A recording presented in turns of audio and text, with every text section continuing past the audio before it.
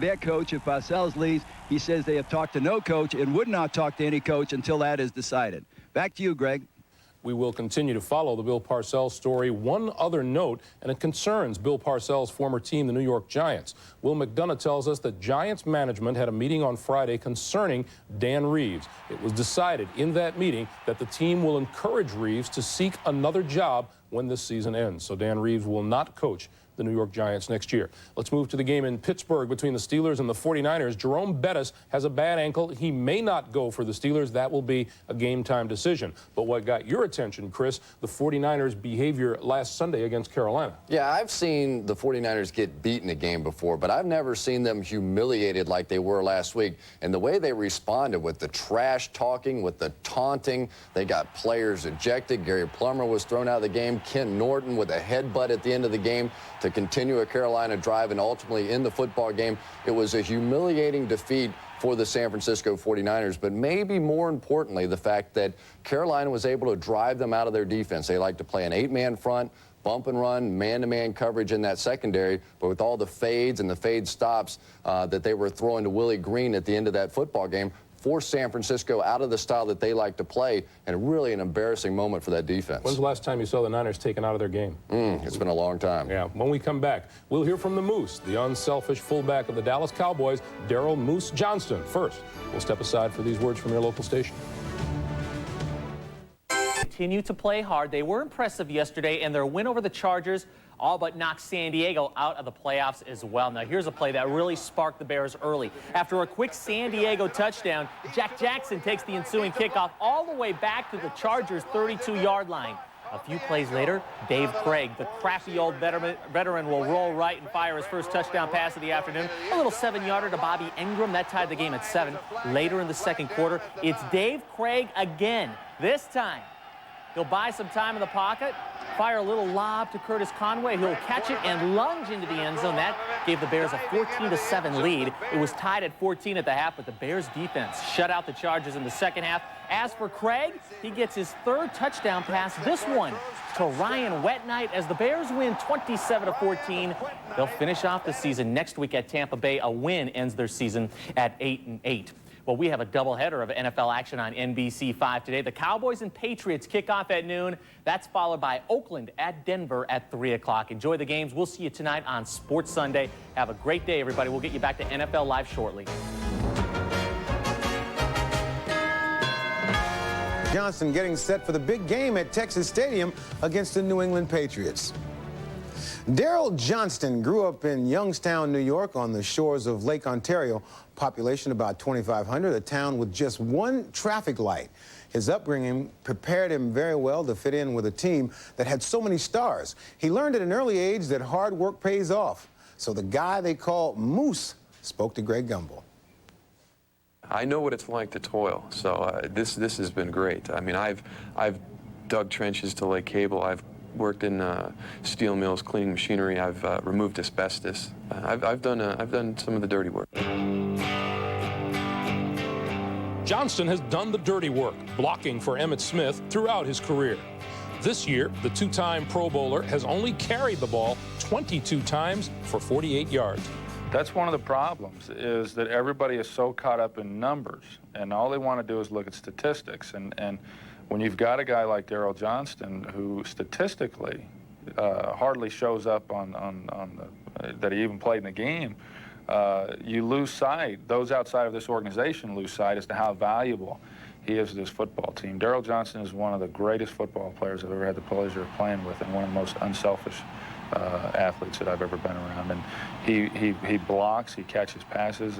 Ask Emmitt Smith what he thinks of Daryl Johnston. He don't get nowhere near the credit he should get. Nowhere near it. He's unbelievable. He really is. He's a heck of a blocker. I don't want to run behind nobody else but him.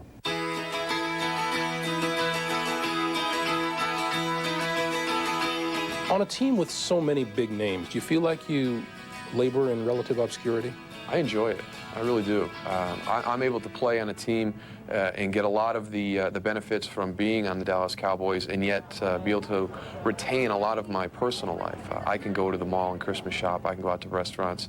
I can go to a movie theater to see a movie when it opens. And a lot of these guys can't do that. So I'm kind of in a position where I get the best of both worlds. So I really enjoy it. Would you like the ball more? Yeah. I mean, twice would be more. I mean, Your whole life, your whole life doesn't absolutely have to be paving the road for Emmett, does it? No, and I think that as a changeup, it would be good for our offense to have something else for the defense to worry about. I don't want to do your dirty work no more.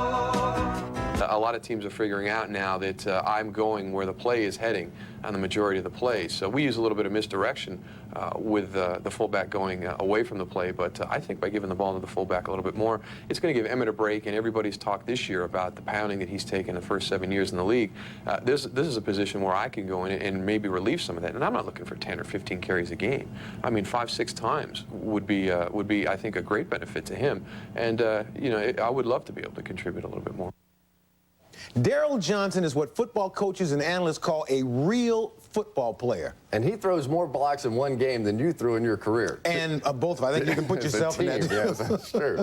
But Bill Parcells today is going to find out what life is like without a fullback. He loses Sam Gash, who I think's probably the best blocking fullback in the entire National Football League. Keith Byers is going to be his replacement. Keith is not nearly as good a blocker, probably a better receiver, so that means the Patriots today forced to throw the football. Well, the Dallas Cowboys have a lot of stars, but none of it would be possible without this guy who is a star maker. So please, let him carry the ball 1 or 2 times. Let's go back to Greg. All right, guys, thanks. One of the more interesting matchups today is our late game in Kansas City between the 9-5 Chiefs and the 8-6 Colts. Neither team has clinched a playoff berth. Kansas City can do so with a win. One of their motivations will be a bitter home playoff loss last season to these very same Colts. To tie it and send it into possible overtime. Well, anytime you win 13 games and you put the streak together like we did last year, you really think in your mind that this is your year. It is no good. Wide to the left. We learned that we would rather have a breakdown early than when it really counts. You talk about dejected. He cannot believe that 3 field goals have been missed today. We have the knowledge of the disappointment from last year, and I think that will enable us to continue on much further than last year. Well, both these teams know all about being banged up. With a report, we go to Bob Trumpy in Kansas City. Trump. Greg, thank you very much. A huge factor in that playoff win for the Indianapolis Colts last year was the running of one Jim Harbaugh. He had 9 carries, and on 5 of them, he converted 3rd downs into 1st downs. He is the one guy that the Kansas City Chiefs could not contain last year. It's a huge factor today also. After 2 weeks off, he comes back, but his knee is still not 100%. He'll have it heavily taped and wear a brace. How much he can run or scramble is a big factor today for the Colts. He told us last night, I think the best way to describe what I can do is scoot, not run. And for Kansas City, 3 key injuries on their defense. 2 up front. Dan Saliamua and Vaughn Booker out, replaced by Keith Traylor. John Browning, the rookie, makes his first start. And cornerback Dale Carter out, replaced by Tony Stargell. All this week, and talking to the Chiefs and the Colts, they got the BGS going here, Greg. That's the big game syndrome. All right, Trump, thanks very much. We were talking about a half an hour ago when we started the show. Joe, you were talking about teams heading in opposite directions. As far as injuries go, these Colts are getting better. Jim Harbaugh starts at quarterback. Kansas City's quarterback situation has worsened since the start of the season. Well, I think Marty Schottenheimer really has a legitimate nightmare here. He's got a heck of a football team, but the quarterback situation, no production last year. It cost him last year in the playoffs. And now he's made Rich Gannon the starter over Bono. But you also get the feeling he wants no controversy. He's saying Rich is our guy all the way through the season, but really it doesn't matter what you say as a coach. There is a controversy there. And I tell you, I think he's got a tough problem to solve. Meanwhile, with all the problems that the Indianapolis Colts have had this year, you really have to stand up and cheer for the way that they have gutted it out week after week, Mike. I tell you, Greg, the C in Colts stands for character. This is a team with great character. Lindy Infante has done a great job. The last 2 games, their defense has held Buffalo and Philadelphia, 2 pretty good teams, to 10 points each. Now, Harbaugh's coming back, And Jimmy has got to have help from his offensive line. If they don't give him protection today, then the Colts don't have a chance in his football game because he's not going to be able to scramble like he did last year. But if they give him some time, he's got enough good receivers. The other key is Marshall Faulk. He's almost 100% now, and he's got to produce today. He's got to get him over 100 yards production. All right, Mike, still a lot happening. The NFL and NBC continues in just a moment. Still ahead, the Patriots' Curtis Martin is having another terrific season. He visits with Chris Collinsworth. And Greg Gumbel talks to one of the best quarterbacks in football, the Cowboys' Troy Aikman. But up next, Jim Gray with the Broncos' hard-hitting safety, Steve Atwater. Are your favorite stores overcharging you on purpose? Dateline Sunday. On the next Extra. Show me the money! The inspiration behind Tom Cruise's latest role, plus an astonishing family reunion. I can't describe how that felt. Only on Extra. Tomorrow at 4 on NBC 5. I love my cars, keeping everything inside running just right. But what about the outside? You want it done right? Call Mako. Get our great-looking Mako Ambassador finish for one low price, only $189. Call Mako today. Unchain my heart, baby, let me go. Unchain my heart, 'cause you don't love me no more. Eldorado Touring Coupe with the 300 horsepower North Star system. Isn't it time you lived without limits? Unchain my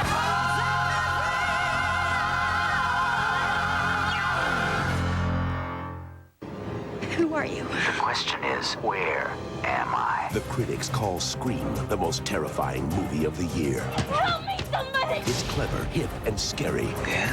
Wes Craven is in top form. Motives are incidental. And Rolling Stone calls it smashingly scary. Oh my God. Drew Barrymore gives a tour de force performance that rivals Janet Leigh's in Psycho. It's the scariest movie of the year. We all go a little mad sometimes. Scream, rated R, starts Friday. Most customers think that Italian clothing is so expensive that it's beyond their affordability. Our Vito Ruffalo line, whether it's in dress suits, sport coats, slacks, or shoes, offers quality Italian fabrication with quality construction. Vito Ruffalo, Italian clothing at prices that men can afford. I guarantee it. The Men's Warehouse, now open in Highland Park and Niles. Sports with John Kelly, tonight at 10 on NBC 5 News. The warm-ups continue in Dallas as the Cowboys get set for the New England Patriots. That is the big early game on this doubleheader day. The big late game is in Denver. John Elway returns for the Broncos, who look to get back into the groove and knock the Raiders out of the playoff picture. As usual, the guy who will be in on plenty of the action today is Denver safety Steve Atwater, selected earlier this week to his 7th consecutive Pro Bowl. Atwater, Elway, and Tyrone Braxton are the only Broncos to play in Denver's last Super Bowl. He's seen the bad times since, and now the return to the good times. He spoke with Jim Gray. Sean Jefferson said earlier in the year that some defensive backs like to carry the mail. Steve Atwater picks it off for Denver. But you deliver the mail and you knock down the door when you do it. Yeah, I paid him a little bit to say that. Are you maybe the most ferocious guy in the NFL in the defensive backfield now? Well, to be honest with you, I don't even think about that. You know, that's not my focus, you know, to be the toughest guy or, you know, the biggest hitter. You know, I do want to be the best in my mind, according to my standards. After the '94 season, you had just gone to your 5th straight Pro Bowl, and your contract was up. Big dollars coming your way, but you were basically miserable here. How close did you come to wanting to leave the Broncos? After the '94 season, you know, I was very disappointed, and my wife, you know, she had concerns because I was coming home and it was stressful at home, and she's like, Steve, I don't know if I want you to play football anymore. You know, it was that bad. And when the coaching change was made and Mike Shanahan was brought in as the head coach, man, my enthusiasm just, you know, shot back up, and you know, ever since that day, I've been like a little kid again. Did you go to the owner? Did you go to Pat Bowlen at the time and say, hey, look, I don't really want to force your hand, but if you're going to continue with Wade Phillips, maybe it's best if I go elsewhere? Well, no, I didn't go to Pat.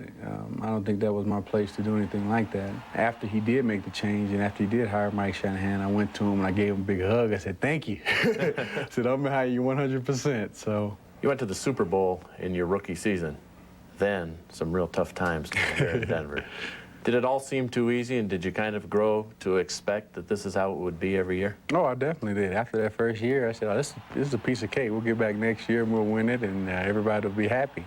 And I haven't smelled it since. Throw it to me, baby, throw it to me.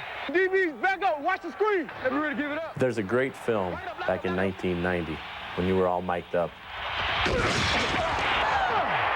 try, baby. Did that one hit kind of define your career? Well, I think it did. A lot of places that I go now, people will say, hey, I remember that hit way back when you hit Christian Okoye. And, you know, it stands out in people's minds. How often are you reminded of that play? My middle child, DeAndre, he's crazy about that tape. He calls it the Rock the House tape. Rock the house! I tell you, he watches that tape at least twice a week. You know, I get home from work, Daddy, let's watch Rock the House. And once we put it in, my oldest son, AJ, he gets into it too. They'll get their footballs out and they'll start tackling each other, running around and saying the words that Steve Sable says before he starts the program. So it's very cute. Those are my boys. What do they say to you when you come home on Sunday? Both of them do this. I have a 2-year-old and a 4-year-old. Daddy, tell me about the big tackle. So I'll say, okay, well, I saw the guy. He's running fast. And I start running fast. He ducks his head, I duck my head. Boom, we run into each other. Bam! It's a collision. I slam him to the ground. And I get up, yeah! And they say, yeah, all right, Daddy, tell me about it again. So we get pretty fired up about it.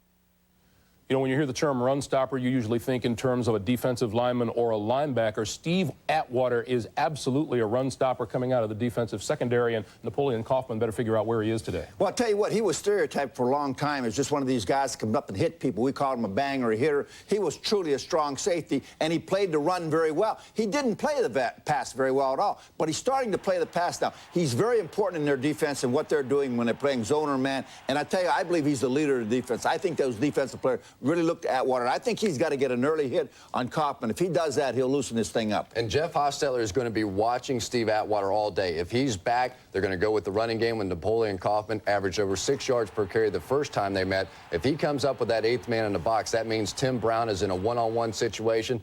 Jeff Hostetler would be throwing it down the field. All right, guys. As we take a timeout, a look at Cowboys cornerback Deion Sanders, who won't be 100% today after suffering back spasms last week. He figures to match up at least some of the time with the Patriots' terrific rookie wideout, Terry Glenn. We're back with Curtis Martin in just a moment.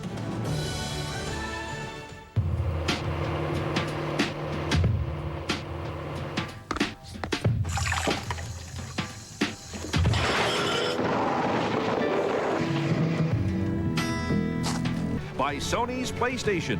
Choose from over 150 games. Better yet, buy them all. And by Interstate Batteries. Power, fast, built to last. Emmitt Smith, like Chris Collinsworth and Heisman Trophy winner Danny Werfel, a product of that football factory, the University of Florida. Curtis Martin, like Mike Ditka, a product of that fine school in Western Pennsylvania, the University of Pittsburgh. Curtis Martin is finishing up his 2nd year in the NFL, and what a couple of years it's been. But to appreciate where this likable young man has gone, it's worth knowing where he came from. Chris Collinsworth spoke to him. I don't fear situations. I don't fear what may happen to me. I'm going to get up and keep coming back, and I don't care how big they are, how hard they hit me.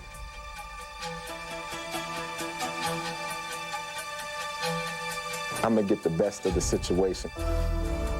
You weren't even really an athlete in high school, right? No. I was one of those guys that everyone wanted on their team in gym class, you know. I was real good in gym class, and the gym teacher came up to me, and he guaranteed me if I played that I would earn a scholarship to college, and I knew that we couldn't afford it, so I said, okay. He earned a scholarship to the University of Pittsburgh, where his promise was overshadowed by injury. My senior year, in the second game in the first half, I was injured and missed the rest of the season. And everyone told me there's no way I would get drafted. There's no way I would even play in the NFL. I just prayed about it constantly, every day, almost like every day for the 9 weeks that I missed. I used that time to get closer to God. And in getting closer to God, in my prayers, I believe the way he answered was leading me, and I felt it in my heart so strong that he was saying, go into the NFL. To understand the strength of his faith, you must first understand what Curtis had to overcome in his youth. Well, I grew up in Pittsburgh, in the inner city. I've seen a lot of my friends, you know, murdered in gang activity, and it ended up becoming almost like every time you go out, you expect to hear gunshots. I've seen my life come this close to being gone or to being seriously injured or maybe shot or something like that. But there was one time that you came awfully close. Yeah, we were just standing around talking, you know. One guy had like spun around right by me and was shooting, you know, and I could actually see the sparks from the gun. He was so close to my face. I just took off running across the street. And I get across the street, and there's a guy ducked down behind the car, and I'm talking to him. I said, man, I wonder why every time we come out, somebody got to mess it up for everyone and start shooting. And, you know, and he's looking at me like real funny. And so I looked at him, and then I looked down, and his gun is right on my foot. And then I'm hearing these bullets being fired from across the street where I ran from, and this was the guy he was shooting at, you know, so it was like, wow, how did I get behind this car? You know, out of all the cars on the street, I just got up and just said, God, please don't let me get shot. And I just ran with everything I had straight down the street, and nothing happened. Death had lived with his family since Curtis was 4. That's when his grandmother was murdered.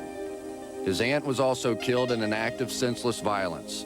He lived in a world surrounded by tragedy, but Curtis managed to survive with faith and the strength of his mother, Rochella. My mother has been through so much, you know, and I know that it was because she had a son that she stayed strong. And she couldn't let me grow up and just be another statistic, you know, and that was what she was determined to do, no matter what. She had to work 2 and 3 jobs at a time, and, you know, and whatever she had to do, she made sure she did for me. Words can't explain the way my mother is.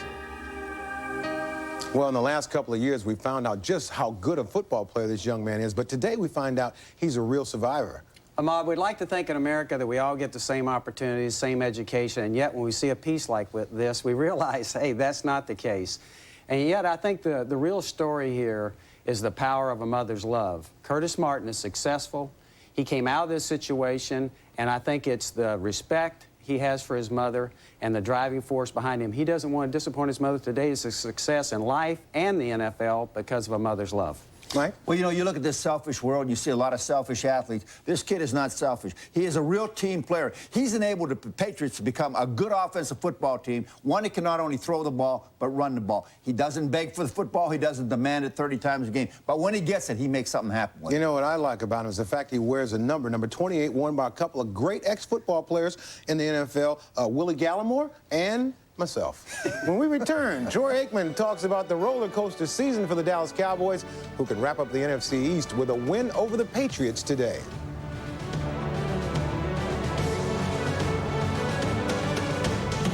Played well in big games this year. Well, today they get a chance against the Cowboys. Troy Aikman will try to get the Cowboys on the scoreboard with a little more frequency. Dallas scored only 10 points in beating Arizona last week. That's the game that most of you will see about 10 minutes from now, and many of you, including those in New York, Detroit, Atlanta, Minneapolis, and Pittsburgh, will see the Raiders and Broncos in our doubleheader game. Greg? All right, Ahmad, thanks. Since last January, when the Dallas Cowboys won their 3rd Super Bowl in the last 4 seasons, America's team has had its share of problems. It's too bad because there are a lot of quality people wearing stars on their helmets, some of whom are great players. Emmitt Smith is one, and Troy Aikman is another. I spoke with the Cowboys quarterback about this tumultuous season. How have you viewed the impact of Leon's situation on the team? Just another obstacle to overcome? Well, unfortunately, it is another obstacle. I do feel it's had an effect on this football team. Not only what it's done to us on the football field, losing a great player who some were saying could possibly be the NFL Defensive Player of the Year, but what it's done psychologically to this football team, and not just Leon and not just other incidences that we've had, but I think subconsciously, I think it all has an impact beyond what it does on the football field.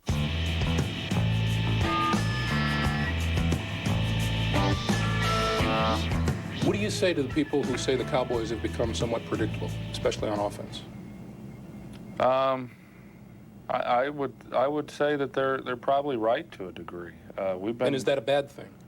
Well, it's not a great thing, but it's not, but unfortunately, because of our current situation in personnel, we're not able to do a lot of the different things that we've done in the past. We could be a football team that could maybe go out and not play as well as we were capable of playing, but yet still win games and do so pretty convincingly.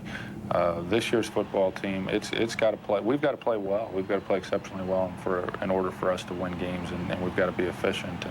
And that's been the difference, I think, in the teams over the years. Let's play intense today. Let's play a full 60-minute ball game. With all the problems that this team has had, it's performed well in what you call those must-win games. The Eagles, the Redskins, the 49ers, the Packers. The reason I'm proud of this football team is not based on the outcome of those games. I was once asked a few years ago, because winning is so important to me, and knowing that my legacy in this league is going to be Super Bowls, I'm very driven to that extent.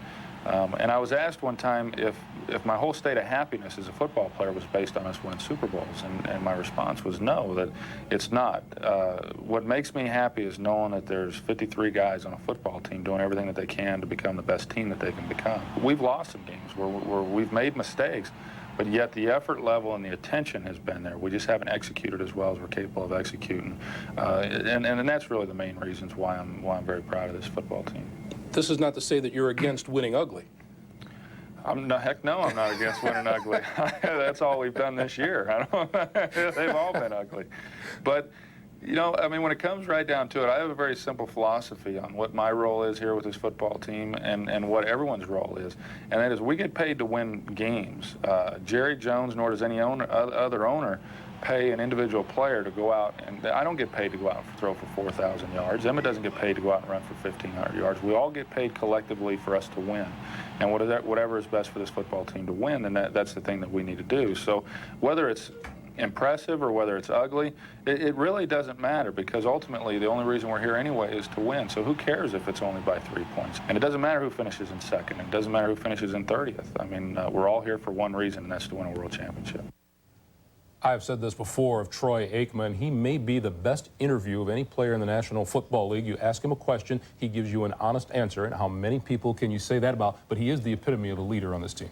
Greg, the thing that I admire about this guy is he is a true star. But if you notice, when you do an interview with him, his focus is on the team or his teammates or some adversity they're having. He is genuinely concerned about winning football games and not selfishly thinking about himself. This guy is an ideal role model for an NFL player. He's a true leader, but I like most about him is this fact.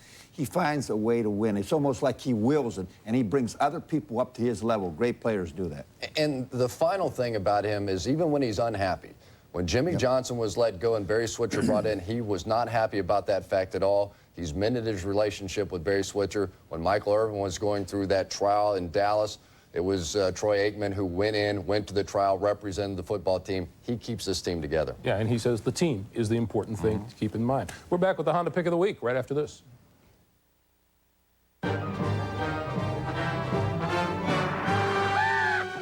Stupid bird.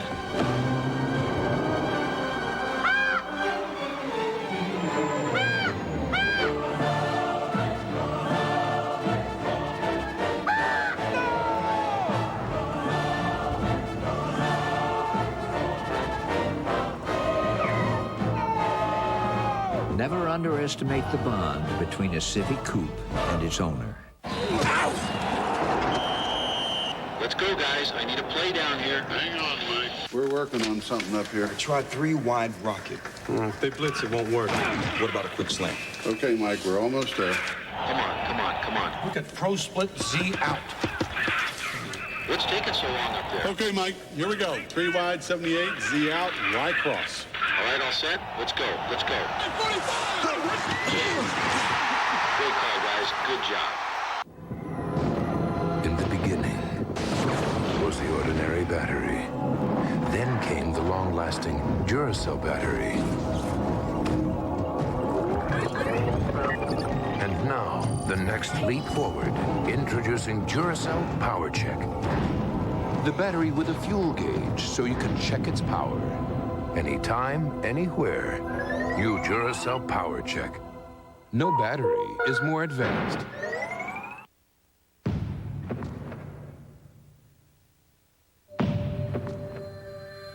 You got to be able to have control of what's going on out there. I do need agility to run faster, move quicker, and beat my opponent off the dribble. I feel more stable barefoot. I need my shoe to be very light. If I could play on my bare feet, I would. Now I can.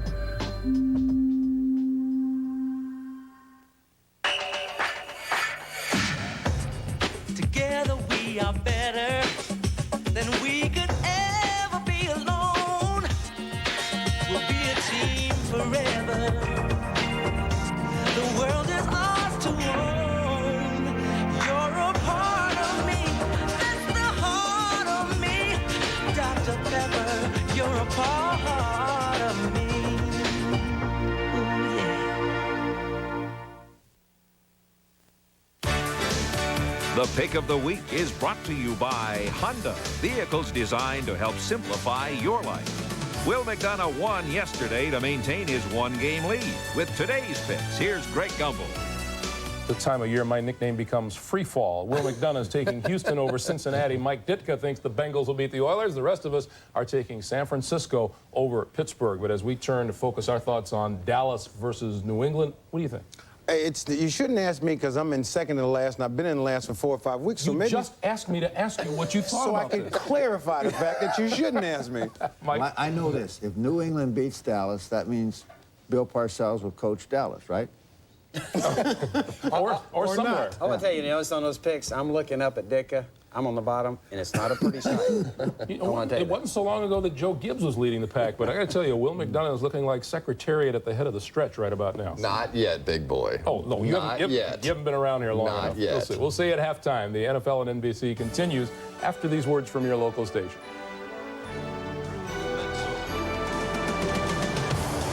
At running back from